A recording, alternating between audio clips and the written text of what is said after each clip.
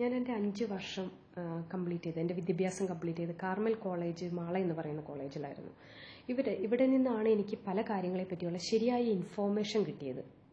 കാരണം അവരൊത്തിരി അവയർനെസ് ക്ലാസ്സുകൾ കണ്ടക്ട് ചെയ്യുമായിരുന്നു, കോളേജിനകത്തായാലും പുറത്തായാലും. അതുപോലെ ഞങ്ങളെ കോളേജിന് പുറത്ത് കൊണ്ടുപോയ ഒരു ക്ലാസ്സായിരുന്നു. ടോപ്പിക് എന്ന് പറഞ്ഞു കഴിഞ്ഞിട്ടുണ്ടെങ്കിൽ ഇമ്പോർട്ടൻസ് ഓഫ് സെക്സ് എഡ്യൂക്കേഷൻ.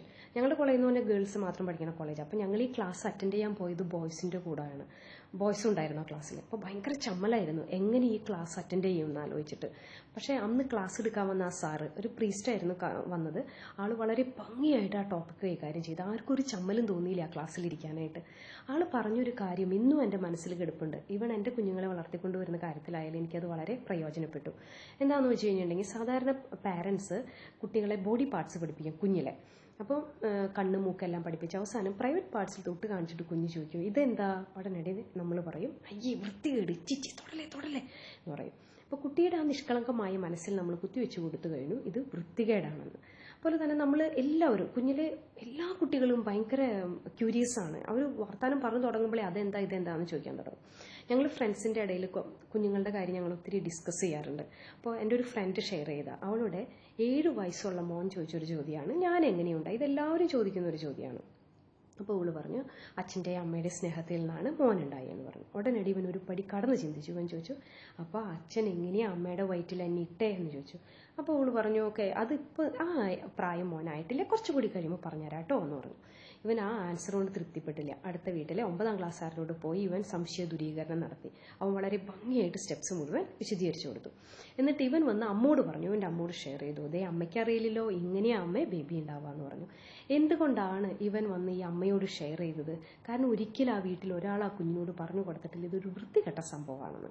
അപ്പോൾ കുഞ്ഞിലെ തന്നെ നമ്മൾ കുഞ്ഞുങ്ങൾക്ക് ഒരു പ്രോപ്പറായിട്ടുള്ള മെസ്സേജ് പാസ് ചെയ്യണം. അതായത് പ്രൈവറ്റ് പാർട്സ് നമ്മൾ മറച്ചു നടക്കാൻ പറയുന്നത് അല്ലെങ്കിൽ മറ്റുള്ളവരായിട്ട് ഡിസ്കസ് ചെയ്യാൻ നമ്മൾ പ്രോത്സാഹിപ്പിക്കാത്തതും തൊടാൻ സമ്മതിക്കാത്തതും എല്ലാം സേഫ്റ്റിയാണ് അതിൻ്റെ പിന്നിൽ ഉദ്ദേശം. ഏതൊരു ബോഡി പാർട്സിനേക്കാൾ കൂടുതൽ സേഫ്റ്റി വേണ്ട സ്ഥലങ്ങളാണ് നമ്മുടെ പ്രൈവറ്റ് പാർട്സ് എന്ന് പറഞ്ഞ് അവർക്ക് മനസ്സിലാക്കി കൊടുത്താൽ അവരെ ആരെങ്കിലും മിസ്യൂസ് ചെയ്യുക അല്ലെങ്കിൽ അവരെ അത് ഏതെങ്കിലും അപകടത്തിൽ ചെന്ന് ചാടുകയോ ചെയ്ത് നമ്മളായിട്ട് അവർ ഷെയർ ചെയ്യാനായിട്ട് താല്പര്യം കാണിക്കും. ഇല്ലെങ്കിൽ വൃത്തികെട്ട കാര്യം ഒരിക്കലും നമ്മളോട് വന്ന് അവർ ഷെയർ ചെയ്യാനായിട്ട് സമ്മതിക്കില്ല.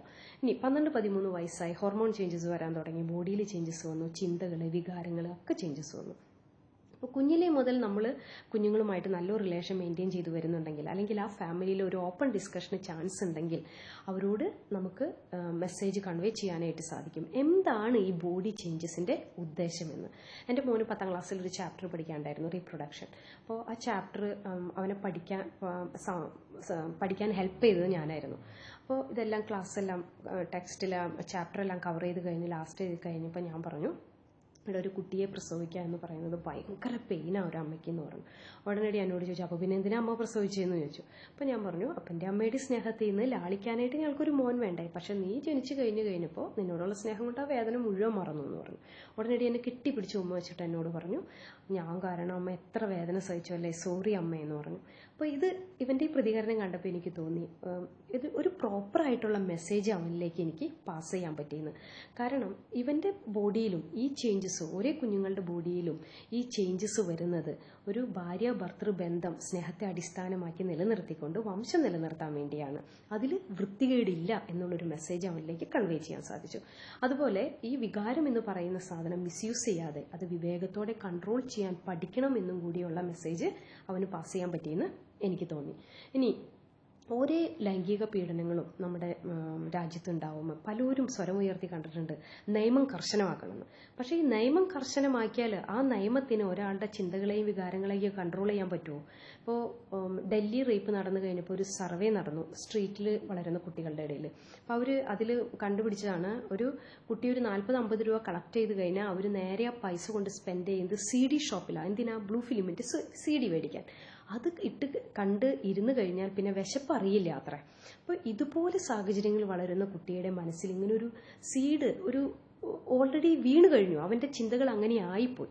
ഇനി ഇവൻ വളർന്നു വന്നാൽ ഇവൻ ആദ്യം അറിയുക ആ രാജ്യത്തുള്ള നിയമമായിരിക്കും. എന്നിട്ട് അവൻ ശ്രമിക്കുക എങ്ങനെ ആ നിയമത്തെ ഓവർകം ചെയ്യാമെന്നാണ്. അല്ലാതെ അത്രയും പോലും അവൻ്റെ ചിന്തകളെ അവൻ കൺട്രോൾ ചെയ്യില്ല. കാരണം ഓൾറെഡി അങ്ങനത്തെ ഒരു സാഹചര്യത്തിലാണ് അവൻ വളർന്നു വന്നിരിക്കുന്നത്. ഞങ്ങൾക്ക് ഇതുപോലെ തന്നെ ഡിഗ്രി ലാസ്റ്റ് ഇയർ ഞങ്ങൾക്കൊരു ലൈഫ് ഗൈഡൻസ് കോഴ്സ് എന്ന് പറയുന്ന ഒരു കോഴ്സ് കണ്ടക്ട് ചെയ്തു. അന്ന് ഞങ്ങൾക്ക് 2 ബുക്ക് ഡിസ്ട്രിബ്യൂട്ട് ചെയ്തു. അപ്പനോട് ചോദിക്കുക, അമ്മയോട് ചോദിക്കുക. അതിൻ്റെ ഉദ്ദേശം എന്തായിരുന്നു വെച്ചാൽ, ഒരു കുട്ടിയെ, ഒരു പെൺകുട്ടിയെ, ഇപ്പോൾ കല്യാണം കഴിക്കാൻ പോകുന്ന ഒരു പെൺകുട്ടി ആ ഒരു ഏജിൽ, ഒരു 20 വയസ്സായ പ്രായമാണല്ലോ, അപ്പോൾ ആ കുട്ടിയെ പ്രിപ്പയർ ചെയ്യുക, അതായത് ഒരു മാരീഡ് ലൈഫിലേക്ക് പ്രിപ്പയർ ചെയ്യുക എന്നുള്ളതാണ്. ആൺകുട്ടിയെയും പറ്റി അറിഞ്ഞിരിക്കണം, നീ നിന്നെയും പറ്റി അറിഞ്ഞിരിക്കണം എന്നുള്ള രീതിയിലുള്ള കോഴ്സായിരുന്നു അത്. അത് ഒത്തിരി യൂസ്ഫുൾ ആയിരുന്നു. ഇനി ഇതുപോലെയുള്ള അവയർനെസ് ക്ലാസ്സുകൾ കണ്ടക്ട് ചെയ്താൽ മാത്രമേ, അത് വീട്ടിൽ നിന്നായാലും സ്കൂളിൽ നിന്നായാലും കോളേജിൽ നിന്നായാലും ഗവൺമെന്റിന്റെ സൈഡിൽ നിന്നായാലും ഇതുപോലെയുള്ള അവയർനെസ് ക്ലാസ്സുകൾ കണ്ടക്ട് ചെയ്താൽ മാത്രമേ നിയമത്തിന് അവിടെ സാധ്യതയുള്ളൂ. ഇല്ലെങ്കിൽ യാതൊരു ചേഞ്ചസും സൊസൈറ്റിയിൽ വരാൻ പോകുന്നില്ല, നിയമം കർശനമാക്കിയതുകൊണ്ട് മാത്രം. എന്നാലും ഒരു ചോദ്യം ബാക്കി. ഈ ബ്രോക്കൺ ഫാമിലിയിൽ വളരുന്ന, ഇതുപോലെ സ്ട്രീറ്റിൽ വളരുന്ന, പാരന്റൽ ഗൈഡൻസ് കിട്ടാത്ത, സ്കൂളിൽ പോവാത്ത കുട്ടികൾക്കൊക്കെ ആര് അവയർനെസ് കൊടുക്കും? അത് ആ ചോദ്യം ഇന്നും ബാക്കി. അപ്പോൾ വീണ്ടും കാണാം. ബൈ.